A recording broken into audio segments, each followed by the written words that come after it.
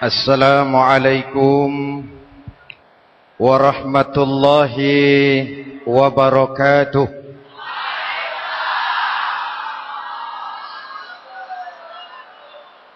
Alhamdulillahi rabbil alamin. Wassalatu wassalamu ala asyrafil mursalin Sayyidina wa maulana Muhammadin wa ala alihi wa sahbihi ajma'in, amma ba'du. Saudara-saudara kaum muslimin yang berbahagia, hadirin, kesempatan malam ini saya ingin cerita akhirat saja. Sudah pernah ke akhirat belum? Mau? Kalau mau saya daftar, besok berangkat. Salah satu rukun iman yang 6, percaya kepada adanya akhirat. Satu saat alam ini akan hancur sehancur-hancurnya. Bumi, gempa, gunung meletus, air laut tumpah ke darat. Planet-planet bertabrakan, halilintar menyambar, angin topan bertiup. Semua yang bernama hidup mati, itu kiamat. Lalu kita akan dibangkitkan di padang mahsyar, dibangkitkan dari kubur kita masing-masing. Dan subhanallah, pada saat bangkit dari kubur itu, keadaan muka kita ini menurut satu riwayat berubah menurut amalan kita masing-masing. Jangan heran nanti ada yang dibangkitkan dari kuburnya itu mukanya berubah jadi muka tikus. Hebat sekali. Badannya badan manusia, tangannya tangan manusia, mukanya muka tikus. Sebab apa? Sebab waktu di dunia amalannya amalan tikus. Apa amalan tikus itu? Suka menggeragoti barang yang disimpan rapi-rapi.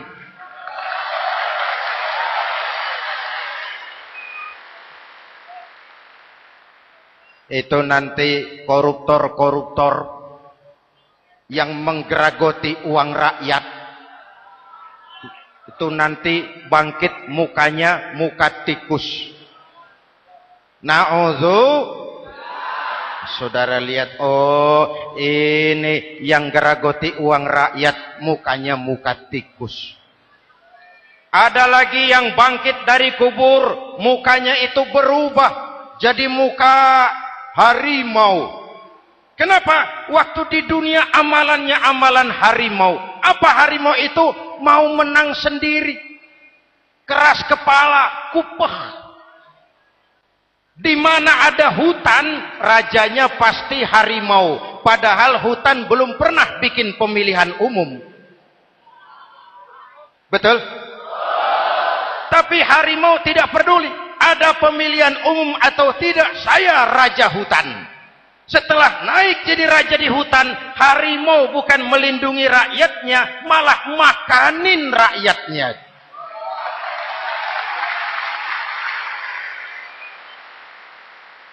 Orang-orang yang mau benar sendiri. Ada lagi yang bangkit dari kubur gagah, mukanya muka ketek. Sebab apa? Waktu di dunia amalannya amalan ketek. Apa ketek itu? Rakus, serakah, tamak. Coba, ketek itu kasih pisang, dimakan. Berikan lagi, pegang. Berikan lagi, kakinya yang megang. Temannya diberikan, masih dirampas juga. Ketek. Serakah. Kalau mental ketek masih gentayangan di republik ini, maka pemerataan cuman akan jadi dongeng. Kaum muslimin yang berbahagia, pada saat itu di akhirat nanti, setiap orang sibuk dengan urusannya sendiri-sendiri. boleh jadi setiap kita lalu akan dimintakan pertanggungjawaban jawab. Boleh jadi orang tua tidak sempat lagi mengingat anaknya, saudara tidak lagi sempat memikirkan saudaranya. Tiap orang akan dimintakan pertanggungjawaban jawab. Dalam kondisi seperti itu, Rasulullah mengajarkan sab'atun yudhilluhumullahu yawma la dhilla illa zilluh. Ada 7 golongan manusia yang di akhirat nanti akan langsung mendapat perlindungan dari Allah Subhanahu wa taala. Orang lain sibuk, dia tenang. Orang lain resah dan gelisah, dia ayem. Kenapa? Mendapat perlindungan dari Allah. Sebab ketika di dunia ia memberikan perlindungan kepada orang banyak. Siapa mereka? Mudah-mudahan kita termasuk salah satu di dalamnya. Mencari perlindungan Allah lebih-lebih dalam situasi sekarang ini. Pertama, imamun adil. Yang akan mendapat perlindungan langsung dari Allah adalah pemimpin yang adil. Sebab apa? Pemimpin yang adil melindungi banyak rakyat, maka pantas di akhirat dilindungi oleh Allah Subhanahu. Kita ini kan zon politikan. Kita ini makhluk yang tidak mungkin hidup sendiri-sendiri. Untuk melaksanakan hajat bersama, kita memerlukan pemimpin. Memilih pemimpin itu tidak sulit. Dalam fikih, ketika sholat, itu dijelaskan bagaimana cara memilih imam. Siapa yang diangkat jadi imam? Pertama, a'lamuhum. Orang yang paling alim di kampungmu siapa? Angkat jadi imam. Yang paling alim, paling menguasai persoalan sehingga bisa membawa bangsa keluar dari kesulitan. Pemimpin yang bisa menyelesaikan masalah, bukan yang menimbulkan masalah.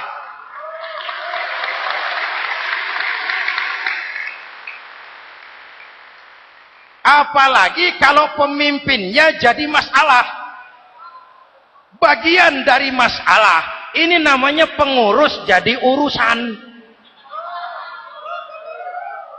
A'lamuhum. Pak, di kampung saya ada 2 orang, alimnya sama. Yang mana yang jadi imam? Afsahuhum, yang lebih fasih lidahnya, yang paling pandai menyuarakan aspirasi rakyatnya, punya sense of crisis. Yang satu alim tapi pelo. Yang satu alim tidak pelo, yang tidak pelo jadi imam. Kenapa? Tidak sah orang fasih bermakmum kepada imam pelo. Pak, ini imam pelo, makmum pelo semua. Sah. Namanya kampung pelo. Aduh Pak, ini 2 orang alimnya sama, fasihnya sama. Yang mana yang jadi imam? Aktsaruhum sinnan, yang lebih tua umurnya, senioritas baru dihitung. Lahirnya bareng Pak. Yang mana yang jadi imam? Awaluhum hijratan, yang lebih dulu tinggal di situ, yang punya semangat nasionalisme yang tinggi, yang cinta kepada bangsa dan rakyatnya. Sudah ada imam, sudah, ayo azan. Apa azan itu? Proklamasi. Salat mau dimulai. Sudah azan? Sudah. Qobliyah 2 rakaat. Qobliyah. Apa qobliyah itu? Dulu ada namanya Panitia Persiapan Kemerdekaan Indonesia. Qobliyah. Sudah qobliyah? Sudah. Luruskan shaf. Atur barisan yang lurus. Rapatkan barisan. Apa ini? Bentuk pemerintahan yang kompak, bersih, berwibawa. Jangan sesama elit saling tawuran.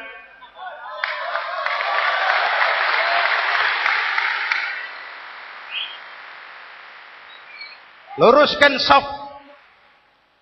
Lalu shaf yang terdepan hendaknya diisi orang yang sedikit alim. Tidak perlu alim betul, sedikit alim. Maksudnya apa? Kalau imam keliru dia bisa tegur. Kalau imam salah dia bisa tegur. Kalau imam batal dia bisa gantikan. Ini wakil-wakil makmum. DPR, DPRD. Wakil-wakil makmum. Sudah. Ayo imam, pimpin sholat. Sepakati dulu, kita mau sholat apa? Rakaatnya berapa? Surah yang mau dibaca apa? Pakai sujud tilawah apa tidak? Supaya makmum tidak kaget-kagetan. Rakyat harus dikasih tahu pemimpinnya mau kemana. Visinya apa? Supaya makmum ikutnya ikhlas. Jelas? Hadirin yang saya hormati, kita memerlukan pemimpin yang adil, yang menaungi rakyatnya, sehingga dengan demikian nanti mereka akan dinaungi langsung oleh Allah Subhanahu. Mudah-mudahan Allah memberikan kepada kita rakyat dan bangsa Indonesia ini pemimpin yang adil. Saya yakin perjalanan waktu akan mengantarkan kita di mana orang-orang akan terbuka topengnya, sehingga akan jelas mana pembela rakyat, mana penyengsara rakyat.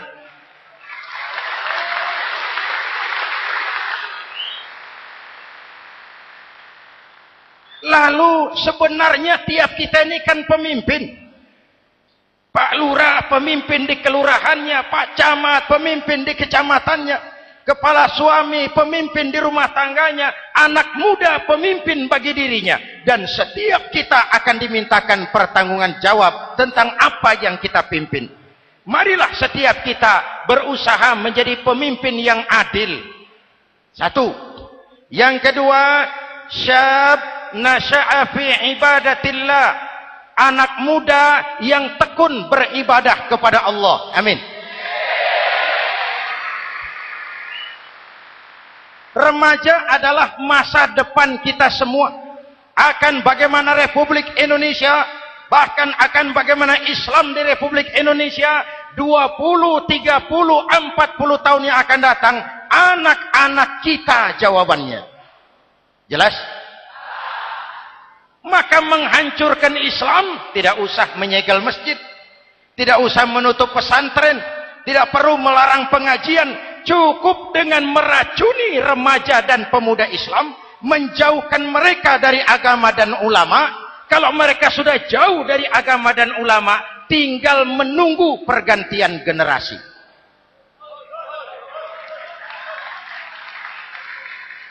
Maaf, kalau yang sudah 60 tahun ke atas, itu saya anggap angkatan selamat. Generasi tanda seru. Insya Allah mantap akidahnya, tidak goyah imannya. Tapi yang 30 tahun ke bawah, adik-adik saya ini, the next generation, kalian yang jadi pilot project. Hei remaja-remaja Islam, kalau mau jadi remaja dan pemuda modern, jangan dekat-dekat ke masjid kuno. Masjid khusus 70 tahun ke atas. Baca Quran kampungan, ngaji urusan akhirat. Seiring dengan itu, modernisasi diartikan dengan westernisasi. Kau tidak bisa jadi pemuda modern kalau semua yang datang dari barat belum kau telan mentah-mentah. Kau harus bisa bergaul seperti orang barat, berpakaian seperti orang barat, berumah tangga seperti orang barat, makan minum seperti orang barat. Kalau nyanyi lagunya lagu barat yang orang lain nggak ngerti, kamu juga nggak tahu. Mengalirlah narkoba dalam segala bentuknya. Maka muncullah generasi-generasi santai, generasi-generasi salon yang mencoba mencari pelarian hanya dengan kesenangan sesaat, tapi menghancurkan masa depan yang pasti.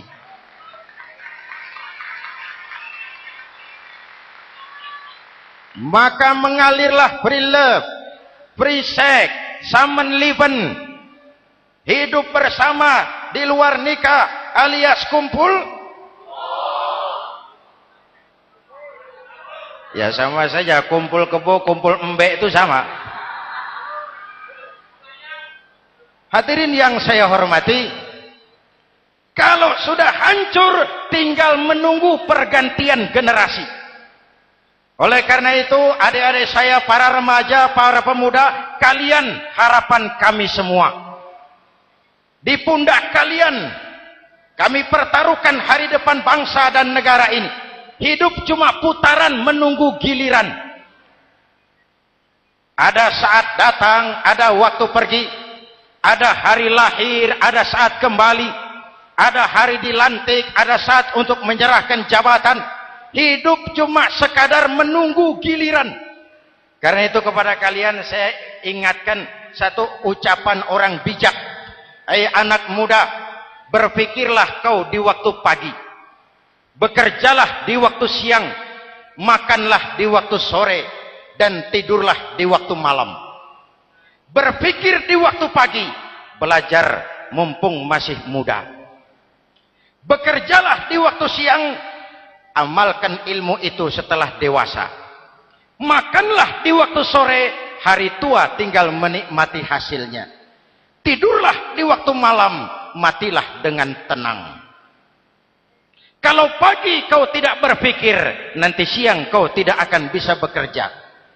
Kalau siang tidak kerja, nanti sore mau makan apa? Kalau sore tidak makan, alamat malam nggak bisa tidur.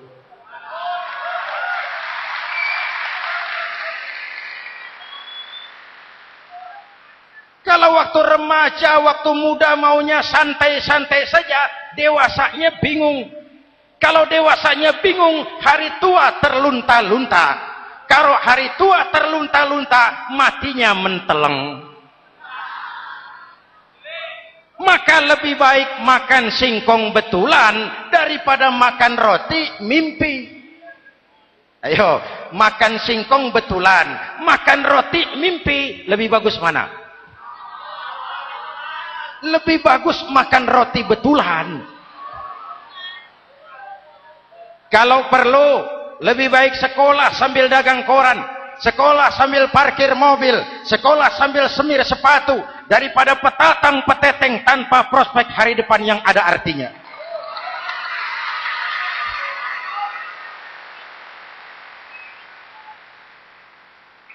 Inilah golongan kedua yang nanti akan langsung mendapat perlindungan dari Allah. Anak muda yang tekun ibadah. Kalau orang tua tekun ibadah, pantas.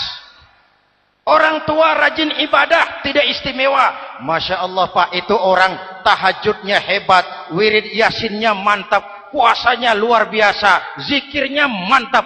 Umurnya berapa? 70. Wajar. Lalarwi sanjo.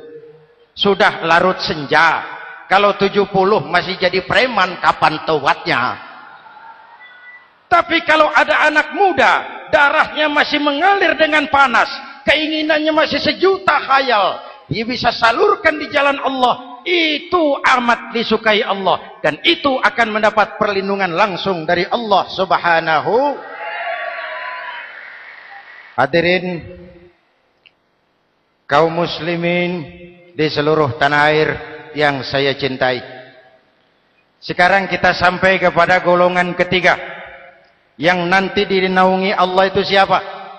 Rajulun qalbuhu mu'allaqun bil masajid. Seseorang yang hatinya selalu terpaut kepada masjid. Masjid memang tempat melaksanakan sholat, tapi lebih dari itu dia adalah pusat kegiatan umat. Umat Islam dengan masjid seperti ikan dengan air, tidak boleh berpisah. Sehingga ada hadis qudsi mengajarkan, inna buyuti fil ardil masajid wa inna zuwari fiha ummaruha. Rumahku di permukaan bumi adalah masjid. Orang-orang yang memakmurkan masjid adalah tamuku. Dari masjidlah terpancar semangat silaturahmi. Dan itu yang sangat kita perlukan sekarang. Di tengah-tengah kerentanan kita sebagai bangsa, masjid harus jadi lem perekat. Di sini siapapun yang datang mengucapkan Assalamualaikum. Betul? Menebarkan salam. Menebarkan rasa damai. Bersalaman. Kata Nabi, ma min muslimaini yaltaqiyani fayatasafahani illa ghafarallahu dzunubahuma. Apabila dua orang Islam bertemu lalu bersalam-salaman, Allah akan menghapuskan dosa yang terjadi di antara kedua orang itu. Bangsa kita sedang rentan perpecahan. Benih-benih disintegrasi bertebaran di mana-mana. Maka mari kita kembali ke masjid untuk menyusun semangat kebersamaan, meluruskan saf, merapatkan barisan, dan menerjemahkannya di luar masjid. Ini ada kaitannya dengan faktor yang keempat, yang langsung dilindungi Allah. Siapa mereka? Rajulani tahabba fillahi ijtama'a alaihi wa tafarraqa alaihi. Dua orang yang bersaudara, bertemu karena Allah, berpisah karena Allah. Itu akan dilindungi langsung oleh Allah di hari akhirat nanti. Dua orang bersaudara, bertemu karena Allah, berpisah pun juga karena Allah. Tadi dalam perjalanan ke sini, saya melalui sebuah desa. Masih ada sisa-sisa tawuran antar desa. Saya tidak sebutkan desanya, itu rahasia perusahaan. Saya cuma prihatin, siapa lawan siapa? Siapa yang kita bakar rumahnya? Siapa yang kita sambiti dengan batu? Siapa yang kita rugikan? Padahal urusannya kadang-kadang sepele. Di satu desa misalnya, cuma urusan kaset jadi tawuran antar desa. Ini kan hal yang sangat sepele.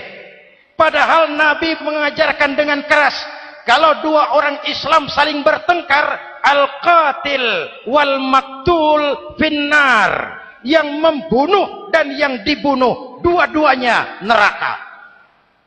Sahabat bertanya, ya Rasul, kalau yang membunuh masuk neraka, pantas.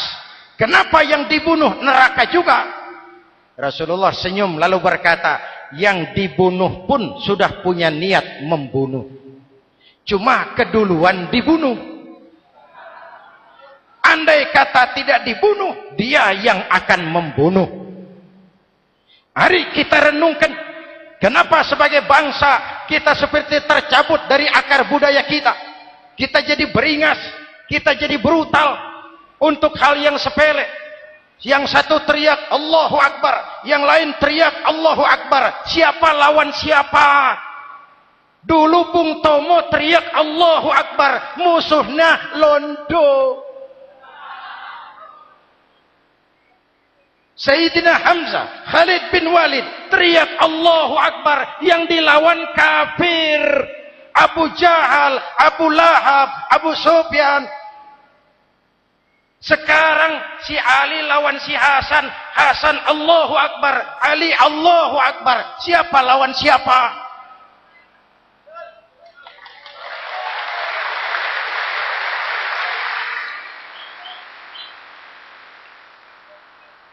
Kenapa kita jadi begitu mudah menggunakan nama Tuhan untuk melampiaskan ambisi pribadi? Kenapa Allahu Akbar yang begitu sakral kita lepas cuma untuk pelampiasan sebuah dendam? Dua orang yang bersaudara, bertemu karena Allah, berpisah karena Allah. Itu ukurannya. Kau di jalan Allah, kau saudaraku. Keluar dari jalan Allah, selesai persaudaraan sampai di sini.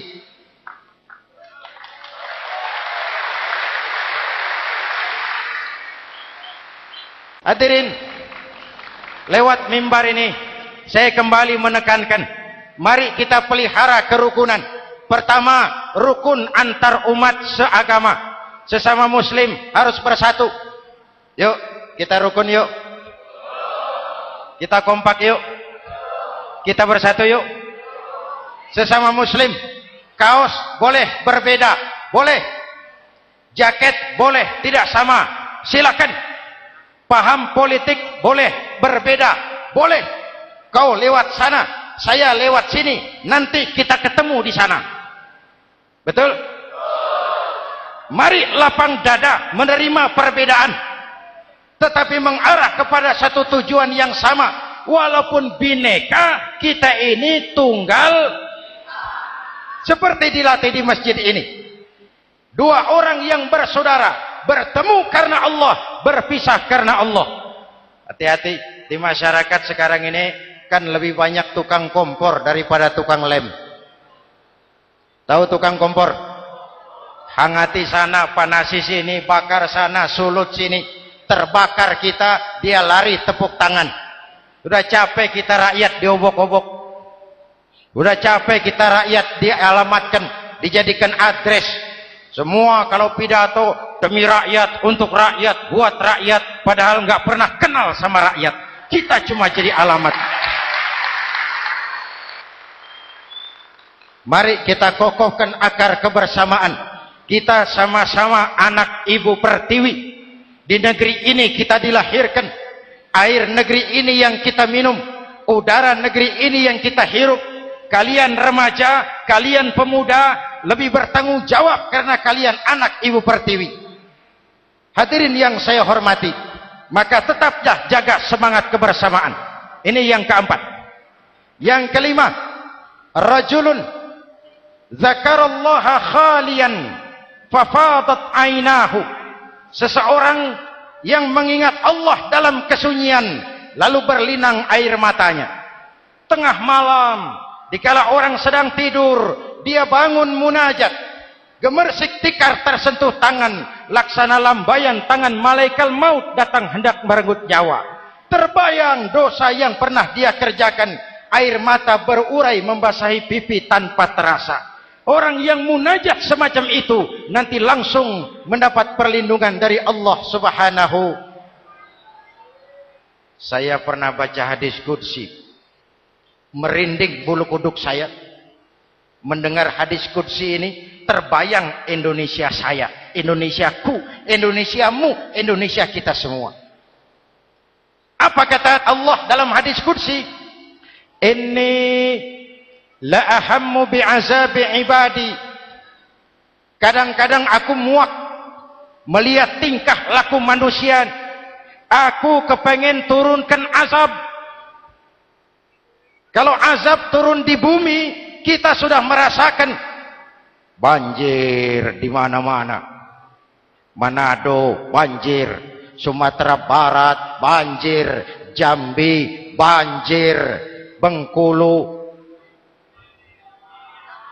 tanah longsor di Purworejo, Cilacap banjir, Sukabumi gempa, Pandeglang gempa, ekonomi terpuruk, antar kampung tawuran, antar elit di atas tawuran.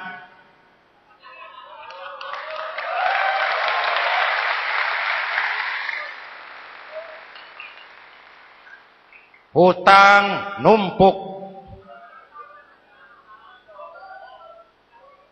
40% APBN kita ini sekarang cuma untuk bayar hutang.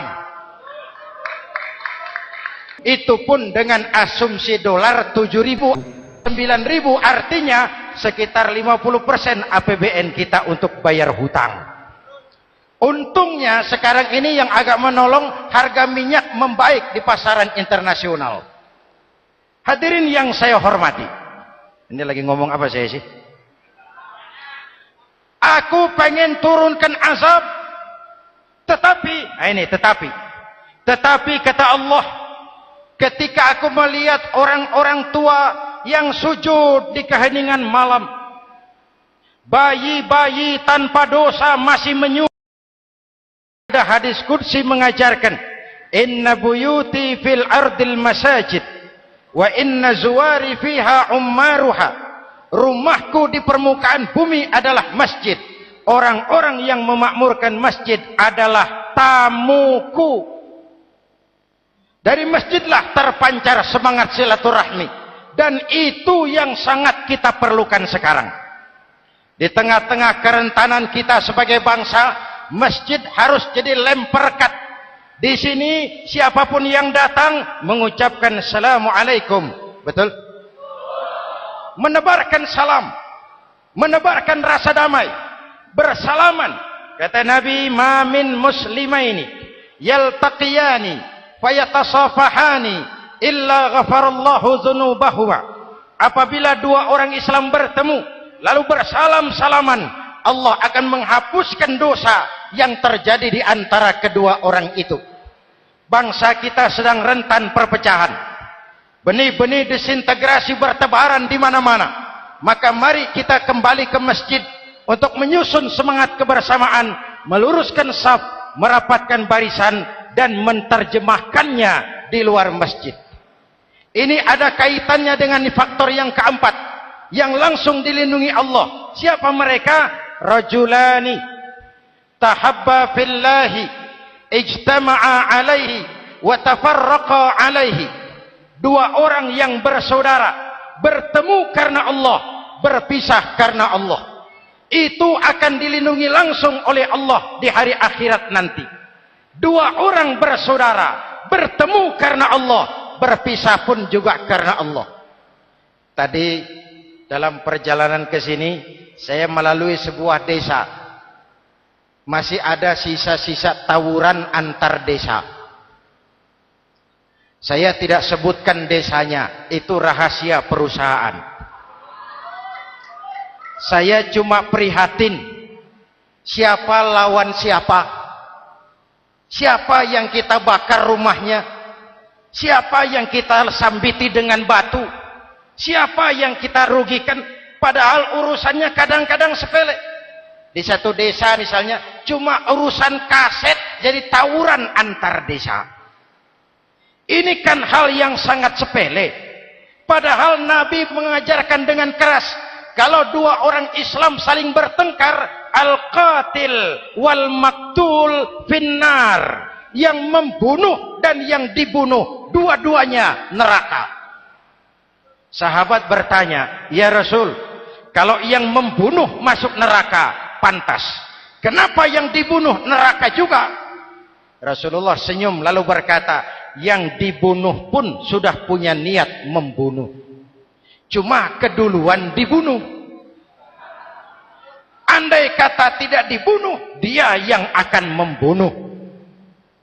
Mari kita renungkan, kenapa sebagai bangsa kita seperti tercabut dari akar budaya kita. Kita jadi beringas, kita jadi brutal untuk hal yang sepele. Yang satu teriak Allahu Akbar, yang lain teriak Allahu Akbar. Siapa lawan siapa? Dulu Bung Tomo teriak Allahu Akbar, musuhnya londo. Sayyidina Hamzah, Khalid bin Walid teriak Allahu Akbar, yang dilawan kafir. Abu Jahal, Abu Lahab, Abu Sufyan. Sekarang si Ali lawan si Hasan, Hasan Allahu Akbar, Ali Allahu Akbar. Siapa lawan siapa?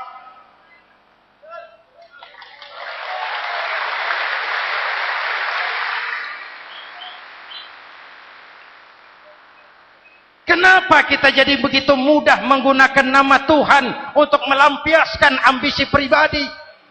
Kenapa Allahu Akbar yang begitu sakral kita lepas cuma untuk pelampiasan sebuah dendam?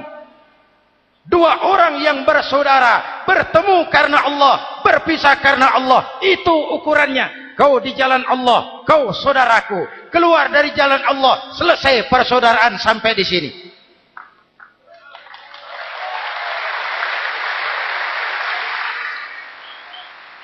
Hadirin, lewat mimbar ini saya kembali menekankan, mari kita pelihara kerukunan.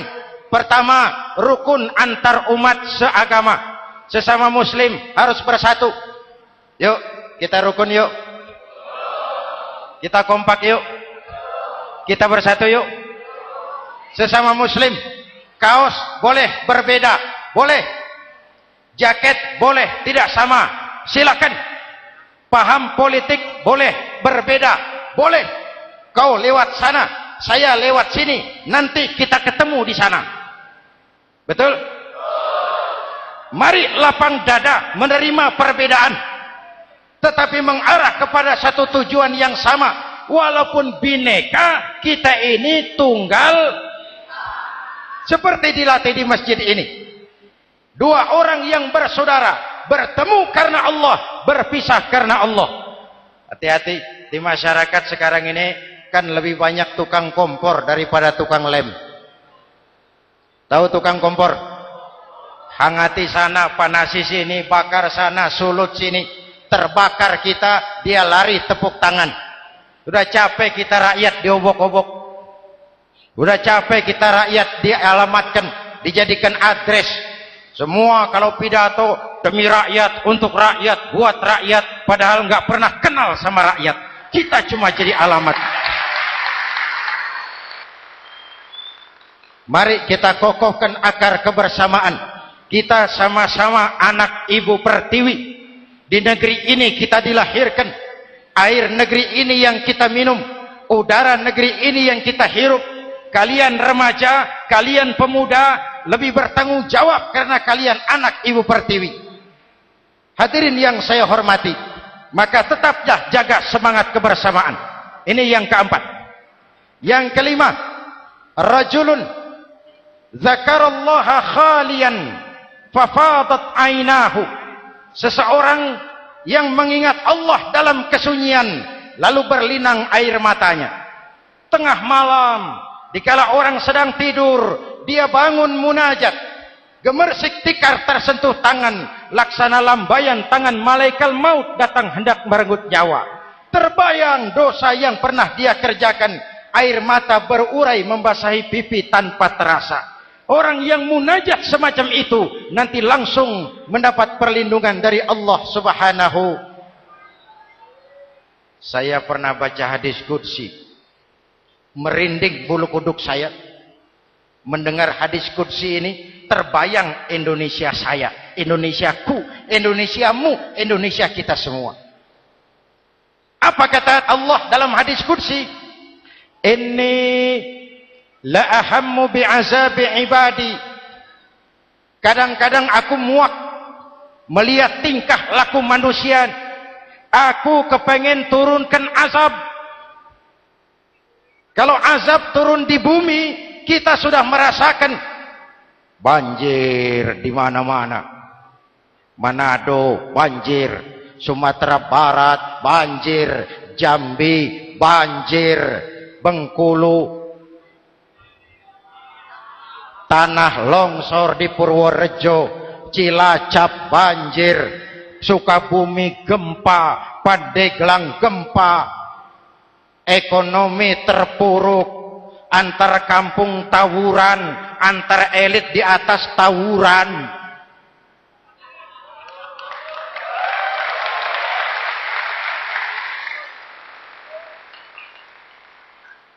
Hutang numpuk. 40% APBN kita ini sekarang cuma untuk bayar hutang. Itu pun dengan asumsi dolar 7.000, 9.000, artinya sekitar 50% APBN kita untuk bayar hutang. Untungnya sekarang ini yang agak menolong, harga minyak membaik di pasaran internasional. Hadirin yang saya hormati, ini lagi ngomong apa saya sih? Aku pengen turunkan azab, tetapi kata Allah, ketika aku melihat orang-orang tua yang sujud di keheningan malam, bayi-bayi tanpa dosa masih menyusu, binatang ternak melata mencari makan, murkaku surut, azab aku tarik kembali. Ayo renungkan hadis ini. Allah mau marah nggak jadi, azab ditarik, kesulitan diangkat, pertolongan datang, ada yang meredam murka Allah. Allah mau marah nggak jadi. Kenapa? Orang-orang tua yang tengah malam sujud sambil berlinang air mata, itu yang meredam murka Allah, yang ikhlas menangis kepada Allah, bukan menangis berdasarkan pesanan. Ini kan sekarang apa yang nggak bisa dipesan? Istighosah pesanan, demo pesanan, 10.000 berangkat. Ngerti apa enggak urusan soal lain.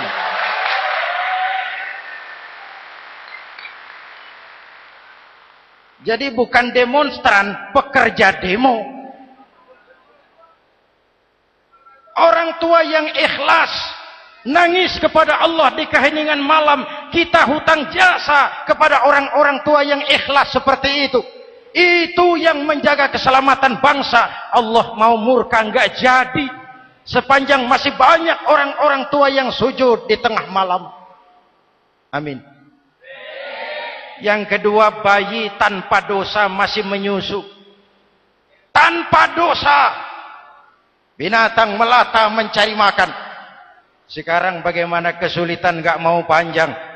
Mengamalkan hadisnya terbalik. Yang disuruh itu orang tua tengah malam sujud. Bayi tanpa dosa nyusu. Sekarang ini orang tua tengah malam nyusu. Bayi tanpa dosa dibuang ke tempat sampah. Akibat pergaulan bebas, bayi tanpa dosa dibuang ke tempat sampah. Orang tua tengah malam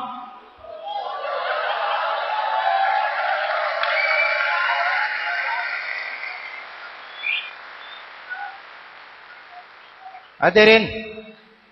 Yang keenam, rajulun da'athum ra'atun zatu mansibin wa jamalin ila nafsiha faqala inni akhafu Allah rabbal alamin. Orang yang bermoral dibujuk rayu oleh perempuan cantik, lalu dia berkata, maaf, saya takut kepada Allah. Orang bermoral yang merasakan kehadiran Allah dekat dalam hidup. Umpama waktu puasa, saudara sholat zuhur. Sebelum sholat saudara berwudu. Ketika berkemur saudara korupsi. Sedikit airnya saudara minum. Jangankan polisi, teman wudu sebelah pun tidak tahu kalau waktu berkemur saudara korupsi. Kenapa kita tidak mau melakukan? Ada rasa malu kepada Allah. Ini yang perlu kita tumbuh kembangkan. Rasa malu kepada Allah subhanahu wa ta'ala. Yang ketujuh, rajulun tasaddaqa bi sadaqatin fa akhfaha. Orang yang bersedekah lalu disembunyikan sehingga tangan kiri tidak tahu apa yang diberikan oleh tangan kanan. Orang yang punya kepedulian tinggi tetapi ikhlas menolong yatim, membantu sesama dalam rangka menegakkan masyarakat yang adil dan makmur. Mari kita mohon kepada Allah, semoga kita semua senantiasa dalam perlindungannya di dunia ini dan lebih-lebih di akhirat nanti. Al-Fatihah. A'udzubillahi Siratal ladzina an'amta 'alaihim ghairil maghdubi 'alaihim waladdallin. Amin. Bismillahirrahmanirrahim. Alhamdulillahirabbil alamin. Allahumma shalli ala Muhammad wa ala alihi wa sahbihi ajmain. Rabbana taqabbal minna salatana wa siyamana wa qiyamana wa takhashu'ana wa ta'abbudana wa tammim taksirana ya arhamar rahimin. Allahumma ja'alna minas su'ada'il maqbulin wa la taj'alna minal ashqiya'il mardudin. Rabbana zalamna anfusana wa illam taghfir lana wa tarhamna lanakunanna minal khasirin.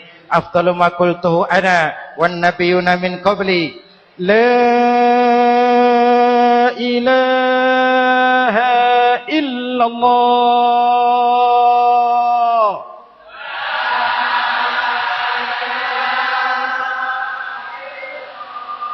La ilaha illallah.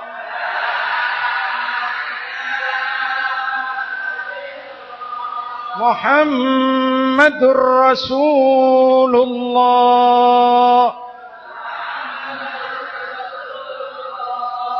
Kalimatu haqqin 'alaiha nahya wa 'alaiha namut wa 'alaiha numashu insyaallah minal aminin wa akhiru da'wana alhamdulillahi rabbil alamin. Assalamualaikum warahmatullahi wabarakatuh.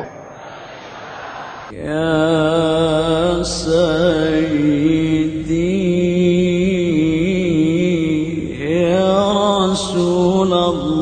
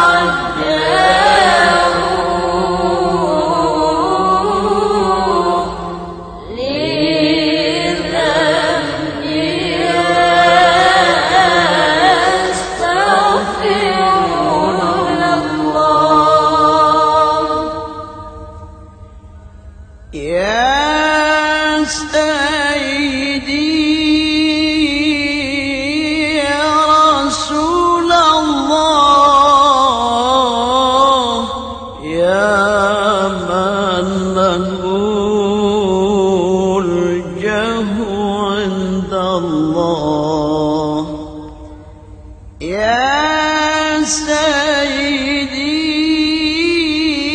يا رسول الله يا من له